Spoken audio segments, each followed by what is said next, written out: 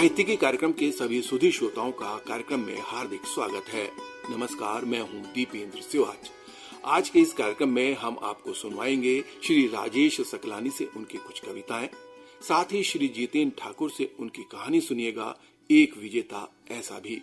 लेकिन आइए कार्यक्रम का आरंभ करते हैं जाने माने कथाकार श्री शेखर जोशी पर उनके सुपुत्र श्री प्रतुल जोशी की एक संस्मरणात्मक वार्ता से।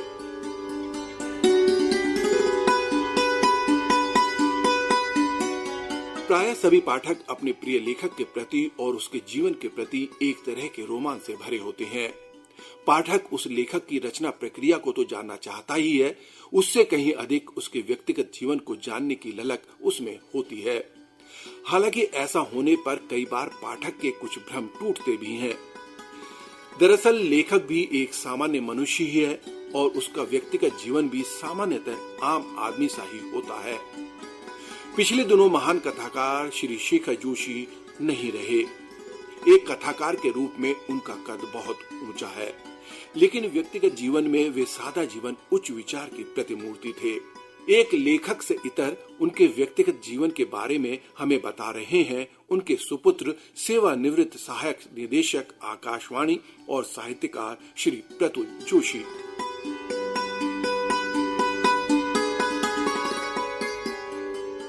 पिताजी ने एक साहित्यकार के तौर पर ख्याति अर्जित की। बहुत से साहित्यकारों के जीवन के उदाहरण से हम जानते हैं कि उन्होंने आम नागरिकों से अलग हटकर अपना जीवन जिया है। लेकिन हमारे पिताजी के संदर्भ में चीजें बहुत सामान्य थी। उन्होंने एक सद्गृहस्थ रहते हुए साहित्य की विभिन्न विधाओं में सृजन का कार्य किया। 34 साल से ज्यादा की आपने सरकारी नौकरी की और अपनी नौकरी का अधिकांश समय इलाहाबाद में गुजारा, भारत सरकार के एक रक्षा प्रतिष्ठान में कार्य करते हुए। पिताजी के ऑफिस का नाम था 508 आर्मी बेस वर्कशॉप, जो इलाहाबाद शहर के बाहर छिउकी इलाके में आज भी स्थित है। ये एक वर्कशॉप है जहां सेना के ट्रक एवं दूसरी गाड़ियों की मरम्मत का कार्य होता है। लगभग 31 वर्ष का समय पिताजी ने इसी वर्कशॉप में व्यतीत किया।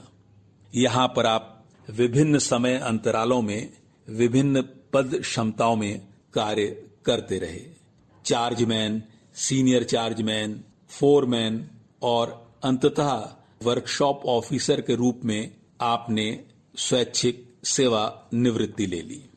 चूंकि पिताजी वर्कशॉप में कार्य करते थे, इसलिए हमारे घर में वर्कशॉप के बहुत से कर्मचारी आते थे।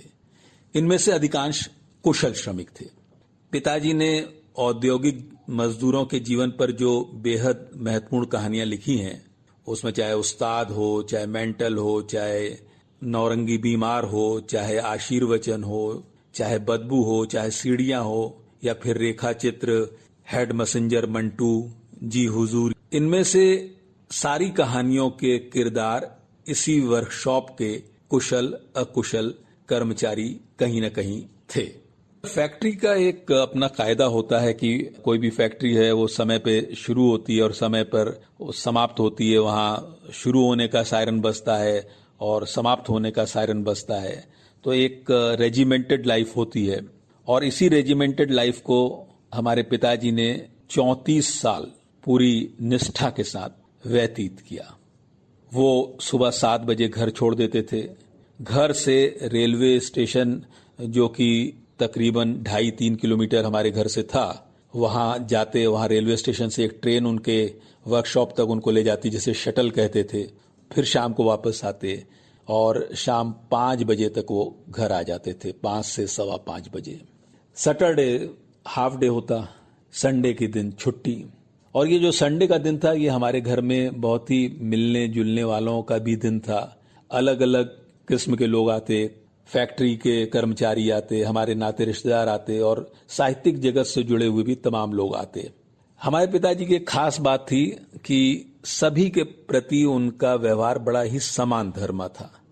अब किसी संडे आपको सुबह सुबह हमारे घर के ड्राइंग रूम में सोफे पर पांव रखे हुए चुन्नू मियां बैठे दिख सकते थे, जो कि हमारे घर दूध देते थे और दूध के हिसाब पर वो इतनी बहस करते थे कि 1 घंटा उनकी जो बहस होती थी वो जहां से शुरू होती थी वहीं खत्म होती, लेकिन उसमें वो पूरा 1 घंटा ले लेते। तो कभी आपको वहां चुन्नू मियां बैठे दिखाई दे जाएंगे, और प्रायः कई बार ऐसा होता था कि सुबह सुबह शेखर शेखर की आवाज हम लोग को सुनाई पड़ती। हम लोग अपने बिस्तर में उस समय रहा करते, हमें पता चल जाता कि बाहर अश्क जी हैं, उपेंद्र नाथ अश्क जी, जिनका घर हमारे घर से बहुत ज्यादा दूर नहीं था। उन्होंने बीती रात कोई एक अच्छी कविता लिखी होती तो उसके पहले श्रोता हमारे पिताजी होते, उनको सुनाने के लिए वो हमारे घर पे आते। इस तरह से जो एक माहौल था वो बड़ा ही रोचक था, बहुत ही आत्मीय था। बहुत सारे लोगों से हम लोग के संपर्क बने रहते थे। उस जमाने में आज की तरह मोबाइल फोन नहीं था, टेलीफोन का भी रिवाज कम था, बहुत कम लोगों के घर में लैंडलाइन फोन होता था, इसलिए जो आता था वो बिना किसी सूचना के आता था, एक सरप्राइज के तौर पे आता था। पिताजी की एक खास बात ये थी कि वो बहुत संकोची स्वभाव के थे। अगर घर में कोई आएगा तो पिताजी सबसे पहले ये देखते कि उसको पानी मिल गया कि नहीं, उसको चाय मिल गई कि नहीं, उसको नाश्ता मिल गया कि नहीं, इसका वो बहुत ज्यादा ख्याल रखते। हम बच्चों की पढ़ाई लिखाई को लेकर भी वो बहुत ज्यादा चिंतित नहीं होते। उन्हें ये तो पता रहता कि उनके बच्चे पढ़ रहे हैं अलग अलग क्लासेस में, लेकिन कैसा कर रहे हैं और उसमें उनका आगे क्या इरादा है, इसको लेकर वो प्राय कम ही बातचीत करते थे। हम लोग चूंकि पढ़ाई में ठीक ठाक थे, इसलिए कभी हमने उन्हें ऐसी किसी परेशानी का मौका भी नहीं दिया।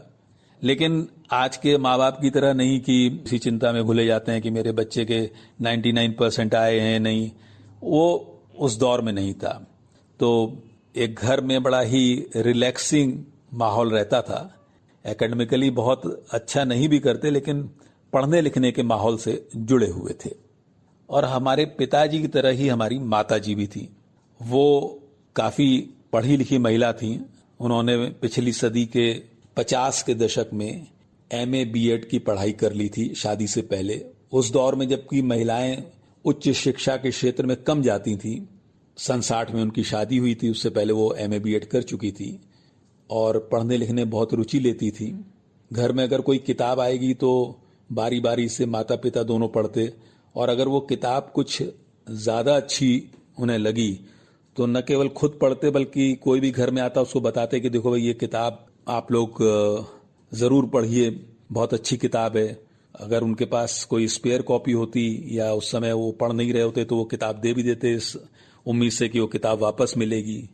और हमारे घर में एक रिवाज रहा बहुत लंबे समय तक कि हम लोग अगर किसी शादी में जाते तो वहां उपहार के तौर पर नव वर वधू को किताब भेंट की जाती थी।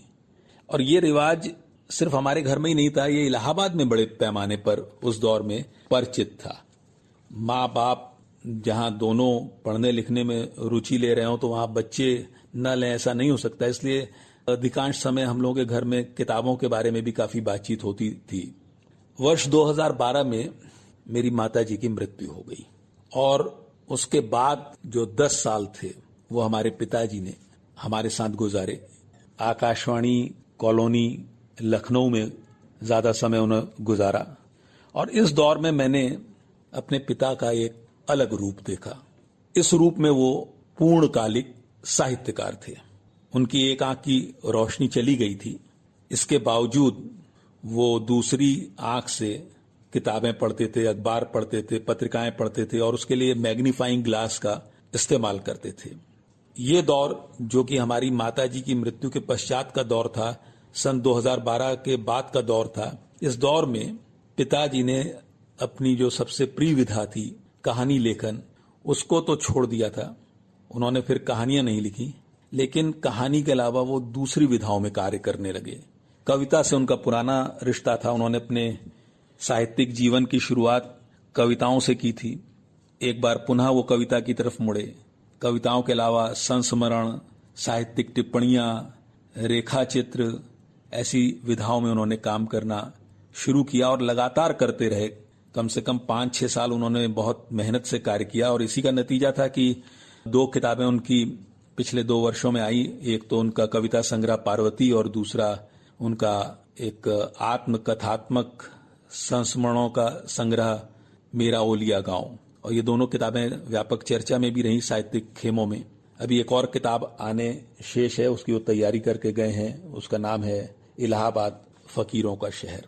पिता के लेखक होने के चलते एक पुत्र के तौर पर मुझे ये बहुत ही शिद्दत से अनुभव करने का अवसर प्राप्त हुआ कि बड़े लेखक किस तरह से अपना जीवन व्यतीत करते हैं। मैंने देखा कि लक्ष्य के प्रति एकाग्रता, जीवन के आकर्षणों से दूरी, मितभाषिता, ये कुछ गुण थे जो कि मुझे पिता के व्यक्तित्व में दिखाई पड़ते थे। एक बात और, जो लेखक प्रायः अंतर्मुखी स्वभाव के होते हैं, उनके मानस में क्या चल रहा होता है इसे समझना बहुत आसान नहीं होता। वो जब कागज पर उभर कर आता है तभी स्पष्ट होता है। कोई भी बड़ा लेखक के रूप में एक अलग व्यक्तित्व का मालिक होता है और एक पिता, पति या पुत्र के रूप में बिल्कुल अलग। ऐसा मैंने अपने पिता के साथ रहकर जाना समझा।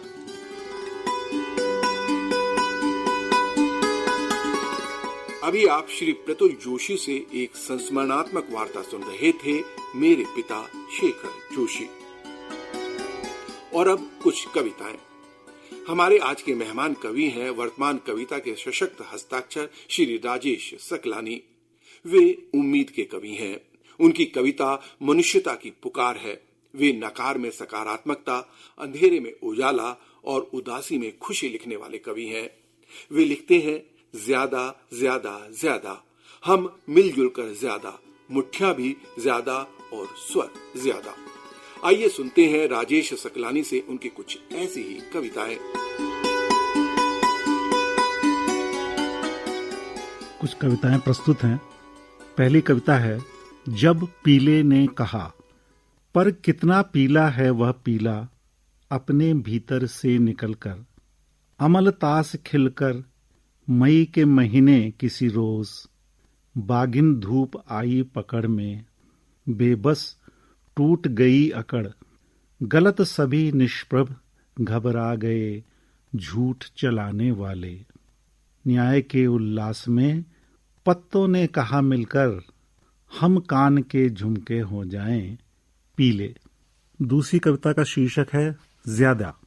ज्यादा ज्यादा ज्यादा, हम मिलजुल कर ज्यादा, मुट्ठियां भी ज्यादा और स्वर ज्यादा, अपने खेत ज्यादा ज्यादा, अपने खलिहान ज्यादा ज्यादा, अपनी जिम्मेदारियां ज्यादा, अपने काम ज्यादा ज्यादा, अपनी भूख ज्यादा ज्यादा, अपनी प्यास ज्यादा ज्यादा, आसमान ज्यादा, जमीन ज्यादा ज्यादा, अपने गांव ज्यादा ज्यादा, अपने पांव ज्यादा ज्यादा, अपने मैदान ज्यादा, पहाड़ ज्यादा ज्यादा, पत्ते पत्ते पत्ते और फूल ज्यादा ज्यादा, धूप ज्यादा, मानसून ज्यादा ज्यादा, अपनी लगन ज्यादा ज्यादा, अपना चलन ज्यादा ज्यादा। अगली कविता है, इसका शीर्षक है, ये बेटी किसकी बेटी है। ये बेटी किसकी बेटी है, ये बेटी सहमी सहमी सी, ये बेटी छिपती बस्ती सी, ये बेटी निश्चल फूलों सी, ये बेटी सुंदर सपनों सी, ये बेटी गरीब की बेटी है, ये बेटी मनुष्य की बेटी है, ये इसी देश की बेटी है, ये अपने घर की बेटी है। इस बेटी को पढ़ना है, इस बेटी को कुछ कहना है, इस बेटी को कुछ करना है, इस बेटी को अब सुनना है। ये बेटी नहीं आरक्षित हो, ये बेटी नहीं प्रताड़ित हो, ये बेटी क्यों कर गूंगी हो, ये बेटी क्यों कर कैदी हो। ये बेटी किसकी बेटी है, ये हम सबकी बेटी है। अगली कविता का शीर्षक है, वे चीजें कितनी सुंदर है। वे चीजें कितनी सुंदर हैं जो अंधेरे से बंधी हुई हैं। धूप में चांदी की तरह चमकता दिन या चांद, असंख्य छाहों में बेसुध धरती, या नाक की छाह में तैरता युवती का चेहरा।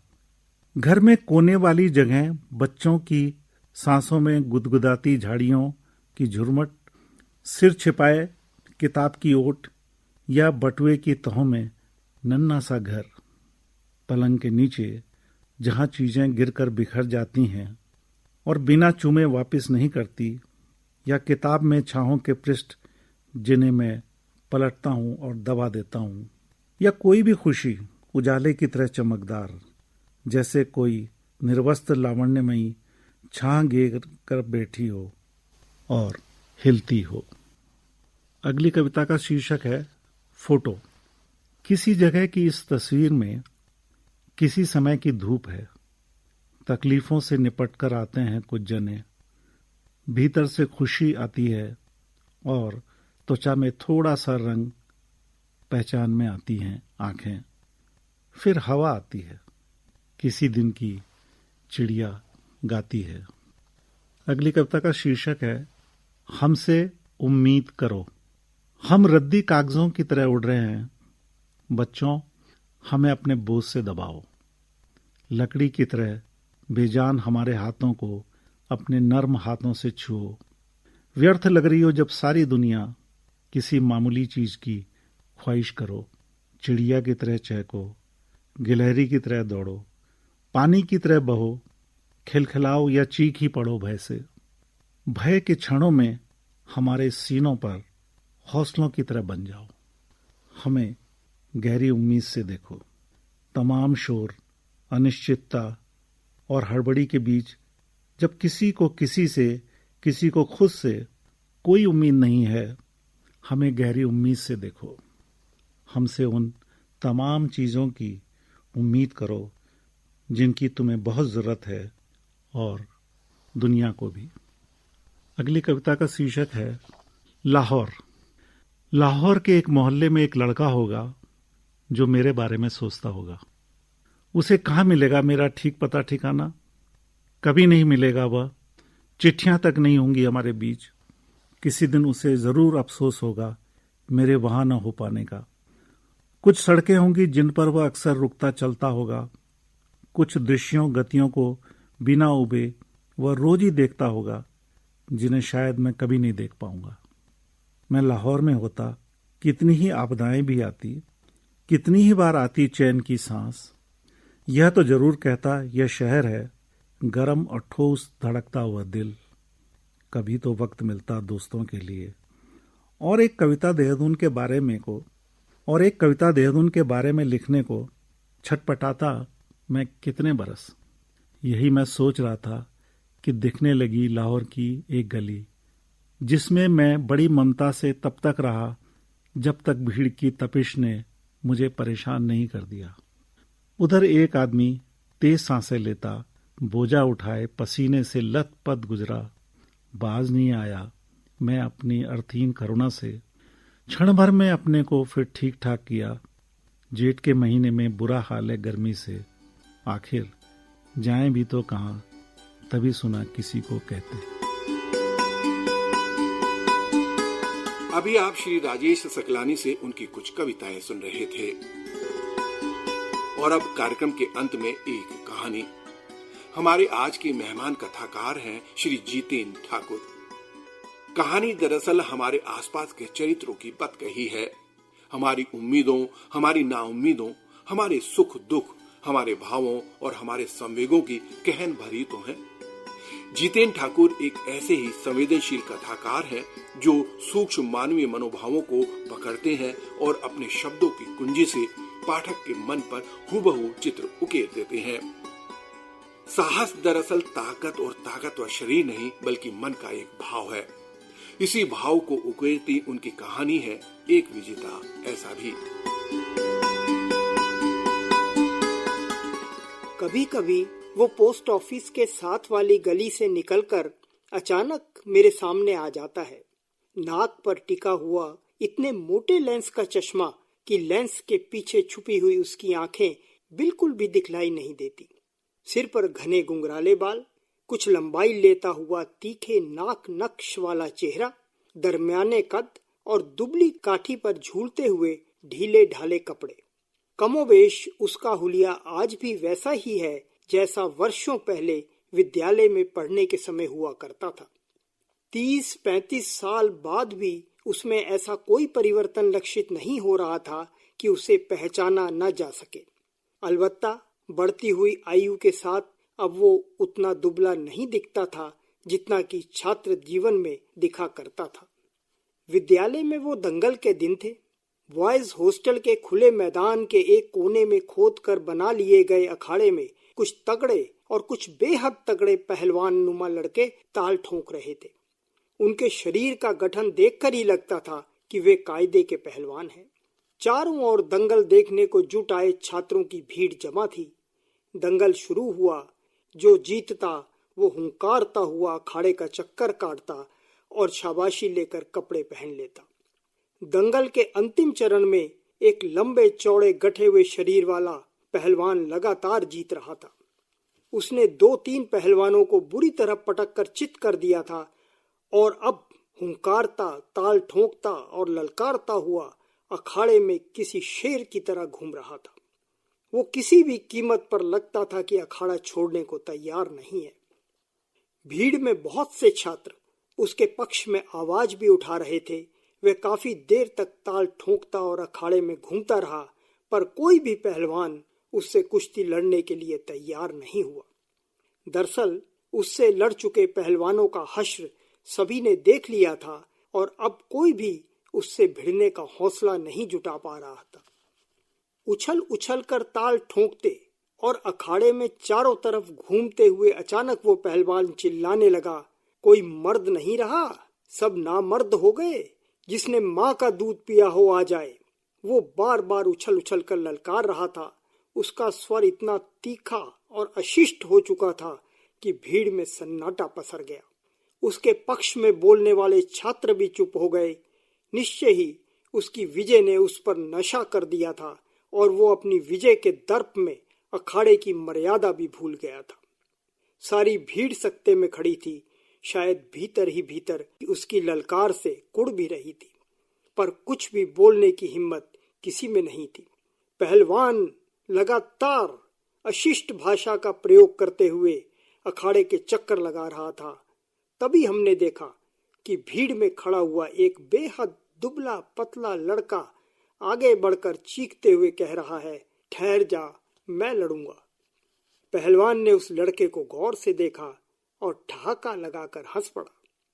जैसा कि भीड़ का मनोविज्ञान होता है, भीड़ भी पहलवान की हंसी के समर्थन में हंसने लगी, पर इन बातों का उस लड़के पर कोई प्रभाव नहीं हुआ। उसने हाथ से घड़ी उतारकर अपने साथी को पकड़ाई और कमीज के बटन खोलने लगा।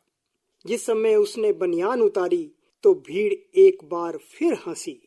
वो इतना दुबला पतला था कि उसकी एक एक पंसली गिनी जा सकती थी। साधारण से झूलते हुए धारी वाले कच्छे में अपना दुबला पतला शरीर लेकर वो अखाड़े में घुसा और किसी पहलवान ही की तरह माटी को माथे में लगाया और ताल ठोकी। सूखी हुई पतली पतली टांगों पर उसके हथेली मारते ही भीड़ में फिर हंसी फूट गई। कोई क्या करता, वो दृश्य ही ऐसा था। किसी को ध्यान आया कि उस लड़के ने चश्मा नहीं उतारा है। उसे पुकार कर चश्मा उतारने के लिए कहा गया, पर उसने सुना अनसुना कर दिया। तभी पलक झपकते ही अब तक के विजेता पहलवान ने उसे उठाकर अखाड़े में पटक दिया। उसके जमीन पर गिरते ही चश्मा छिटक कर दूर जा गिरा। वो फुर्ती से उठ बैठा, पर शायद चश्मे के बिना उसे कुछ भी स्पष्ट दिखलाई नहीं दे रहा था। वो मिट्टी में हाथ मार मार कर चश्मा ढूंढने लगा। भीड़ फिर हंसने लगी। ये भीड़ का शायद मनोविज्ञान है कि वे बलशाली के साथ हंसती है, बलशाली के साथ रोती है और कमजोर का साथ छोड़ देती है। पर उसके दोस्त ने चश्मा उठाकर उसे पहनाया तो वो फिर खड़ा होकर पहलवान की तरफ लपका। कुछ ही क्षणों में उसे 8-10 पटकनियां लग चुकी थीं। पहलवान के सामने उसकी स्थिति ऐसे ही थी जैसे शेर के सामने किसी मेमने की। अब वो बुरी तरह हांफने और लड़खड़ाने लगा था, पर हद ये थी कि वो पीछे हटने को तैयार नहीं था। मर जाएगा, अखाड़ा छोड़ दे। इस बेजोड़ कुश्ती से शायद पहलवान भी खिसिया गया था। अरे मरूंगा तो मैं मरूंगा ना, तू क्यों परेशान होता है? उसने हांफते हुए जवाब दिया। पहलवान ने फिर उसे उठाकर कुछ और पटकनियां दी। इस बार भी उसने बेहद लड़खड़ाते हुए कदमों से उठने की कोशिश की, पर गिर गया। फिर किसी तरह उठ खड़ा हुआ। उस लड़के की हालत अब तक काफी बिगड़ चुकी थी, पर हद ये थी कि वो पीछे हटने को तैयार नहीं था। पता नहीं क्यों पहलवान भी उसे चित करके कुश्ती खत्म नहीं कर रहा था। शायद पटक पटक कर उसे उसकी धृष्टता का मजा चखाना चाहता था, या फिर सोचता था कि इतनी पटकनियों के बाद वो खुद ही भाग जाएगा, क्योंकि उस जैसे दुबले पतले कमजोर लड़के को चित करके पहलवान को न तो वाहवाही मिलने वाली थी और न ही आत्मसंतोष। लड़के की बिगड़ती हुई हालत देखकर अब तक आनंद ले रही भीड़ चिंतित होने लगी। पहले भीड़ में से उसके बचाव में आवाजें उभरने लगीं और फिर एकाएक काफी लोग अपने जूतों सहित अखाड़े में उतर आए। कुश्ती रोक दी गई। कुछ ने जबरन उस लड़के को किनारे किया और कुछ लड़के समझाकर पहलवान को दूसरी तरफ ले गए, पर ज्यादा भीड़ उस कमजोर लड़के को घेर कर खड़ी हुई थी। वो लड़का धीरे धीरे बदन से मिट्टी झाड़ते हुए घड़ी, कपड़े, मोजे पहन रहा था और बुरी तरह हांफ रहा था। तुझे क्या हो गया था भाई? पहाड़ से सिर टकराने क्यों लगा? किसी ने हंसते हुए पूछा। लड़के ने जवाब देने की कोशिश की, पर उसकी सांस इतनी उखड़ी हुई थी कि बोल नहीं निकले। यद्यपि उसके हाव भाव से लग रहा था कि वो अभी भी पीछे हटने को तैयार नहीं है। कुछ क्षण बाद भीड़ बिखर गई और अब वहां मसली हुई मिट्टी वाले सुनसान अखाड़े के सिवा और कुछ भी शेष नहीं था। उस दिन तो शायद मैं उस कमजोर लड़के को लगती हुई पटखनियों पर हंसा था, पर जैसे जैसे आयु बढ़ती गई मेरे मन में उस लड़के के लिए सम्मान बढ़ता गया। माँ के दूध और मर्दानगी को ललकारने वाली उस पहलवान की अशिष्ट और अमर्यादित चुनौती के सामने खड़ा होने वाला उस भीड़ में कोई एक तो था। आज न तो वो मुझे जानता है, न मैं उसे जानता हूँ।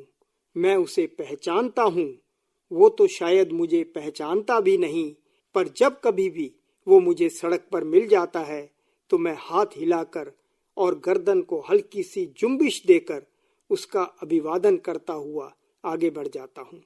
मैंने कई बार अनुभव किया कि वह अपने मोटे चश्मे के पीछे से मुझे पहचानने की चेष्टा कर रहा है।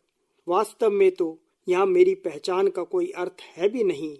शायद मैं कभी उसे बता भी न पाऊं कि एक दिन भीड़ के साथ मैं भी उस पर हंसा था, पर मेरे भीतर उसकी पहचान और सम्मान एक वास्तविक विजेता की सी है, जो हकीकत में भले ही कहीं भी दर्ज न हो, पर मेरे भीतर ताउम्र दर्ज रहेगी।